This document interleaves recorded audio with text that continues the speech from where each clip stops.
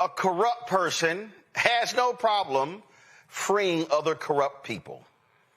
The twice impeached, criminally convicted felon-in-chief Donald Trump pardoned two MAGA Tennessee legislators who were weeks away from reporting to federal prison. Former Tennessee House Speaker Glenn Casada and his top aide, Cade Cothran, were convicted at trial of more than a dozen public corruption charges related to a scheme where prosecutors said they, along with former state representative Robin Smith, defrauded taxpayers through a state-funded legislative mailer program. In September, U.S. District Judge Eli Richardson ordered Casada to self-report to the Federal Bureau of Prisons on November 21st, where he was to serve a 3-year prison term. He ordered Cothran to self-report to prison on November 17th to serve a 2.5-year prison term. But Donald Trump said, y'all ain't got to worry about that. I mean, you know what? The Biden people pursued y'all. And you know what? You're not going to federal prison. You're not going to federal prison. In addition to that, Donald Trump also pardoned another corrupt dude out of New York. Yeah. Oh, yeah. Let me pull that one up, y'all. And the Trump folks said, oh, no, that guy, he didn't do anything wrong. That guy, he actually was tricked. That's right. So Trump, they pardoned an ex-cop who was convicted in a Chinese plot. Michael McMahon, prosecutor said he acted as a legal agent in a conspiracy to target a Chinese family in New Jersey. White House says, oh, no, he was tricked. He was tricked. He was sentenced to 18 months in prison for his participation in a Chinese government plot to locate, surveil, and intimidate a New Jersey family. Donald Trump said, nah, we're good. What you have here, Candace, is Donald Trump passing out get-out-of-jail favors. Many people suspect he getting kickbacks to do it. This man don't give a damn about the rule of law. He has let more people off for corruption, just shameful, despicable, and every time it's, the Bidens over-pursued, even when there are cases where the prosecution started under his ass. So, what he is doing is he is displacing the whole judicial process. Because people who go through and they're corrupt and they're convicted of certain crimes, they know that, in my back pocket, I might have Donald Trump, because there's no limitation to the amount of pardons and clemency that he can give. So you are right. This is something that has become highly politicized. I mean, let's face it, in the past, Jimmy Carter, certainly he got some people off because they dodged the war, and we know about Nixon. I mean, it is a political football, but at the number that Donald Trump is doing this, it is unprecedented, and that's what he's doing. He's creating precedents so that he can have even more power. He's building upon all of this, and nobody is stopping him. He's merging everything that we know to be separate. He's really changing kind of the Constitution even as we know it. We're just seeing it in front of our eyes, but it's slowly happening.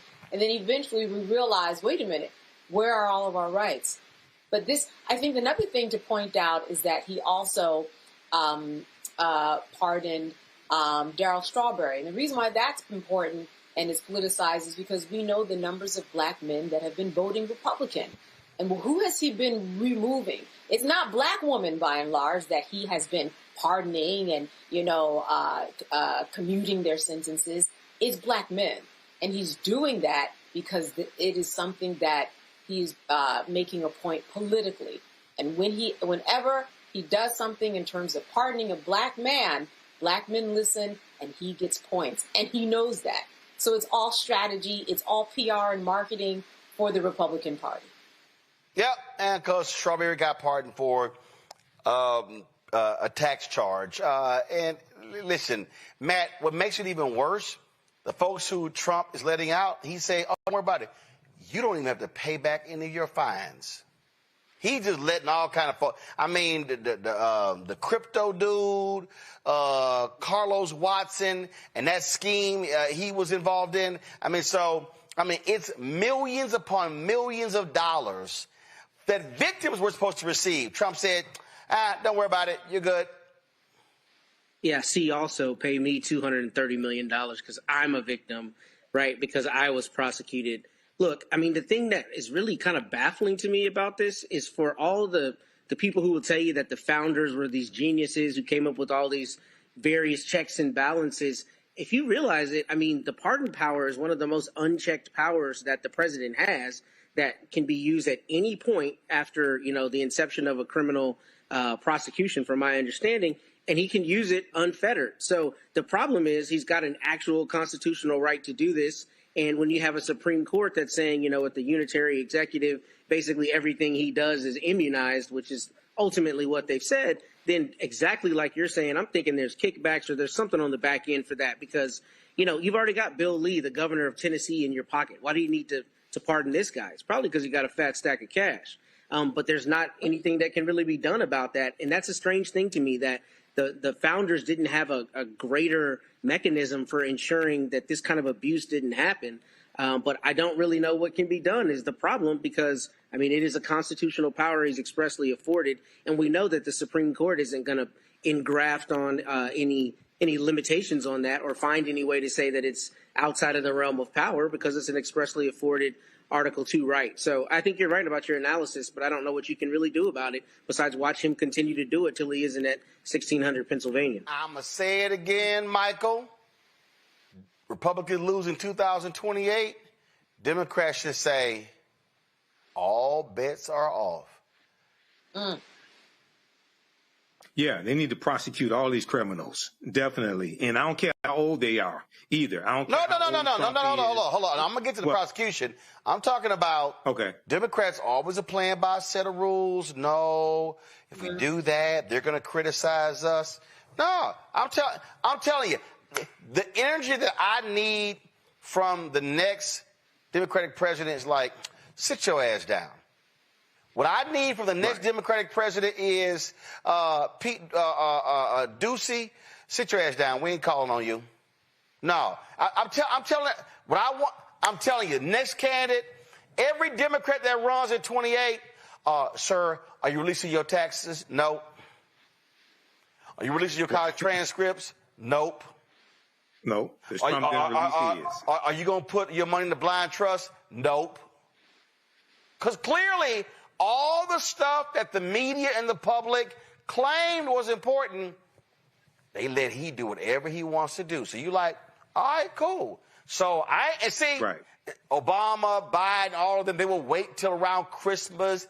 He doing pardons whenever. I'm telling you right now, if I'm a Democratic president, shit, I'm cool. I'm going to say, hey, I'm dropping pardons on the 1st and the 15th of the month.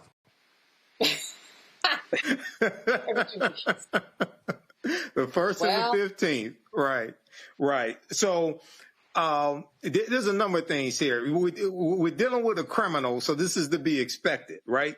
But what's interesting here about the case with Casada and Catherine is that the investigations of both of these men started under Trump's first term, and the raids of their homes were conducted in January 2021 when Trump was still in office. Right. So this is the Department of Justice. And the judge that presided over the case was appointed by Trump in his first term as well. So this is just another attempt to undo prosecutions coming under the Biden-Harris administration and say that they were unfair because he feels mourned, he feels hurt because of what he claims are unfair prosecutions. So this is what criminals do. Right. Now, I've said we need more politicians. I said we need more black politicians like Bumpy Johnson. We need some straight up hardcore people to go toe to toe with these thugs. You can't send choir boys to go toe to toe with these thugs. So this is what you're dealing with. But once you try to overthrow the government through a January 6th insurrection, I mean, what do you expect? All bets are off then. Yeah, but that's what what Matt? These are thugs. In fact, hold on. Here's Steve Bannon. This is what he had to say. And listen. Only guilty ass people say shit like this. I will tell you right now, as God is my witness, if we lose the midterms and we lose 2028, some in this room are going to prison, myself included. Damn right. Okay, I'm going to play the rest of it. They're not going to stop. They're getting more and more and more radical. Yeah, because y'all asses are more and more and more corrupt. Okay, back to the video. And we have to counter that. And what do we have to counter it with? We have to counter it with more action, more intense action. Yeah, more corruption. More corruption. Back to the corrupt man. More urgency. We're burning daylight. If you look across every aspect of this, we have to codify what President Trump has done by executive order. Okay, what he's saying is, okay, all the legal shit we've done, we got to make that stuff law so it really ain't illegal. Right? We have to codify it. And people say, well, they're just going to be messing bills in the Senate. We got to put aside these structural barriers and get on with it. Okay, what he's saying is the thing called the law of the Constitution, can we just move that aside because it's really kind of get in our way? President Trump today gave to the Senate when they came over for breakfast, even Lindsey Graham, some of the guys that like, and some of these institutions, I understand. This is a very tough decision to make. And you're going to see some people in the conservative movement that not in a million years, because I talked to him today, quite frankly, I had Hawley on the show this morning, Josh Hawley, and he's talking about it. And I'm trying to play the institution. Well, they called me up this afternoon and said, let's go through the 10 reasons we need to do it. And these are heavy hitters on what I would call the constitutional, limited government constitutionalist in our movement. Okay, I got 10 reasons why your ass need a bath. Okay, back to the video. And they're about to come out over the next couple of days and make this argument because it said, look, we have to understand that if we don't take this to the maximum, a maximalist strategy now with a sense of urgency, and in doing this, seize the institutions, if we don't do that now, we're going to lose this chance forever because you're never going to have another Trump, right? You're just not going to have it. Right. So what he's saying is you are never, Matt, going to have somebody with no morals, no values, no ethics, no principles, no integrity, no honor, no decency, no bottom.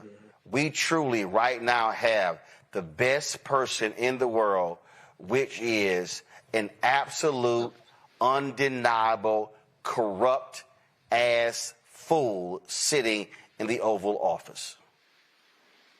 Yeah, that's right. And look, they're not hiding their hands. They're making their playbook known, and they've been doing that for a long time. You and Michael on this show talked about Project 2025 for years before we saw it applied. The reason I responded that way, though, is because I worry philosophically that if we embolden each side to come in and then be no holds barred in response, that you're never going to have any stability. And I don't know how you toe the balance between not being weak and not letting the Republicans run roughshod and playing their game against them, but also redefining some kind of stability to the government. No. You can have that way because I don't know how you do that. Here's stability. You broke the law. You paid the price. Stability. See, again, here's the perfect example that is the issue that I have. Republicans don't believe in rules. They don't believe in norms. So their whole deal is, we're going to do whatever because we got power. Democrats go, we believe in norms, but then you don't maximize power. I'm not saying a Democrat should come in and say, yeah, I'm going to take a $500 million plane from Qatar. And then we're going to convert it on the taxpayer dime. And then when I leave office, y'all going to give it to my library for us to use. That's what this thug is talking about here. What I'm talking about is the things that used to be, oh my God, I can't believe that. I can't believe year in he pardoned these people. No, I think the next Democrat should say, I'm going to pardon somebody when I want to. I'm going to sit here and, oh, yeah, marijuana convictions, y'all all gone. Okay. And what I want the next Democratic president to say, I'm putting the SEC commissioner, what was the line my man used in Training Day? What was the line Denzel used when he said I'm putting I'm hitting all on all you. Yeah, I'm putting charges on all y'all. What I want Lena Khan back at the Federal Trade Commission. I want folk back who gonna say we going after every thug, every person. We going all those folks who got inside information on the crypto. We going after everybody because listen, we ain't even hit year one. These people, Matt, they want to rape and pillage all of it. They want to leave this thing in tatters, so jacked up, so screwed up, where it may take 30 years to fix. Nah, hell no. I ain't gonna let 30 years. I'm talking about if I'm a Democratic president, I'm coming in and I got prosecutors everywhere. I'm going through every document. I'm sitting here looking at everything because these people are ridiculously corrupt. And I wouldn't be surprised if Donald Trump knows it, and when he leaves, forget the pardons that Biden, he probably going to say, I'm pardoning everybody who I talked to in 4 years. This is how corrupt these people are. We have never, in the history of the United States, we have never, Richard Nixon looks like a preschooler compared to this thug. Yeah. I agree with that completely.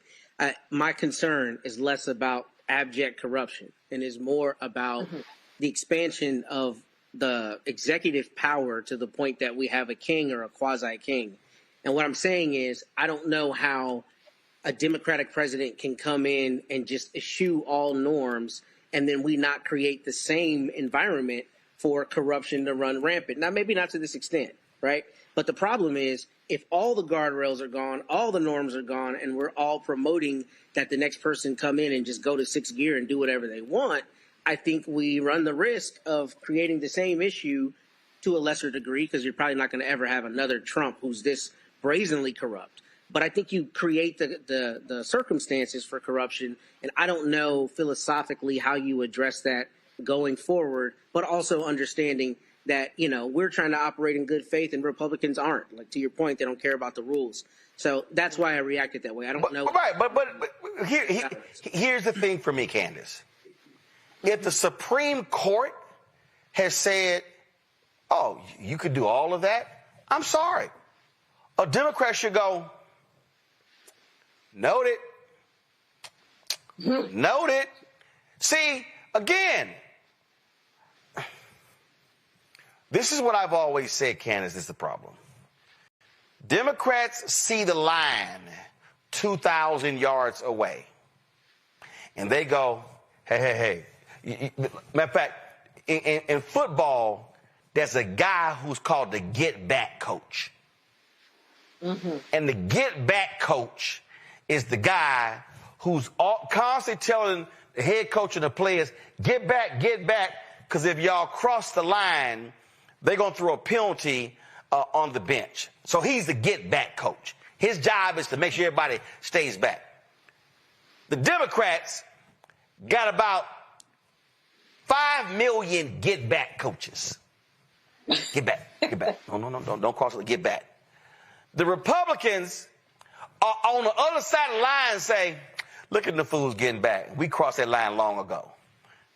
I understand Matt's point.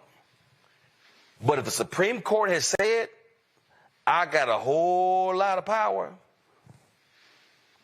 I'm going to use a whole lot of power. And then every time Republicans going to say something, I'm going to sit here and say, read that. He said that. Your ass didn't say nothing. I just don't believe you don't use the power that's been granted and you say, well, I'm going to voluntarily bottle it up and hurt myself. Nah, damn that. Mm-hmm, mm-hmm.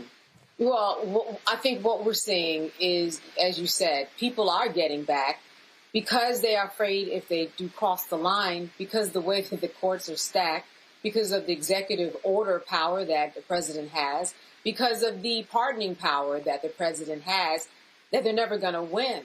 So I'm not saying that what they're doing is right, getting back. But while they're getting back, what is it that they can do?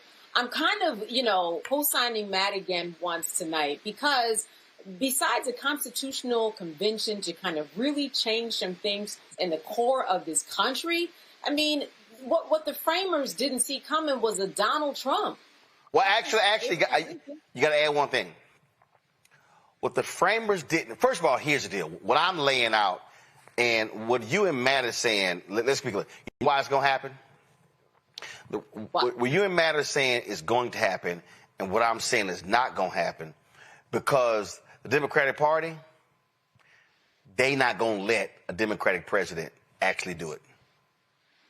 See, the Democrats, they so nice. The Democrats are the ones who going to, no, you can't have a piece of cake because you already had one. That's the Democrats. That's the Democrats. They're not going to do it. The Democratic Party will never fall in line the way the Republicans are. In fact, let me just be real clear. You will never see a Democratic Project 2025. Not going to happen. Because you're going to have other Democrats shooting down Project 2020, their own Project 2025. You are. The Republicans, they say, I'll do what you want. And let's be real honest here, Michael. One of the reasons why is because Donald Trump, he'll threaten them. He'll sick his posse on them. So he actually has his entire party scared. Yes. That's why. So they're like, I ain't tell him. Yeah. You go tell him. I ain't going to tell him he can't go do it. No, you go tell him, man. I am not going to tell him. You go tell him. No, you go tell him. You go tell him. And so guess what? Then nobody goes to tell him. Nobody goes to tell him. Yeah, he'll threaten them with primaries. He'll berate them on his knockoff Twitter platform, Truth Social. He pardoned 1,500 domestic terrorists that tried to overthrow the government January 6th. Okay, so you have a lot of them out. And we saw one just was arrested for making threats against Hakeem Jeffries. So, yeah, he operates as a mob boss. Okay, but at the same time, you have weak-ass Republicans who don't stand up to power, who need to be voted out of office. They need to be taken out of power. So, yeah, we have problems on both sides. You got weak-ass Republicans, and you got a corrupt thug with no morals that has way too much power. And we have to deal with both of them. Yeah, I mean, that's just fact. That's what we're dealing with. We're dealing with a thug. A flat-out thug. Hello, I'm Isaac Hayes III, founder and CEO of Fanbase, and I'm here with a very important message. We are at a turning point in the Black community where we must have equity in the apps we use that scale to billions of dollars. But this time, we own the infrastructure, we own the culture, and we shape the future. And Fanbase is the future. Fanbase combines the free functionality of Instagram, TikTok, and YouTube into an all-in-one platform built for the evolution of social media and monetization. With over 1.4 million users, that's real proof that we are shifting the conversation of tech ownership and equity for creators. So right now, I want you to go to startengine.com/fanbase and invest today. The minimum to invest is $399. That gets you 60 shares of stock in Fanbase at $665 a share. This marks a turning point in Black ownership of social media. If we don't take this opportunity to own social media right now, we will always be customers to our own creations. And that can't go on. So once again, go to startengine.com/fanbase and invest today. We must own the platforms where our voices live, our stories matter, and where our culture drives the world. Thank you.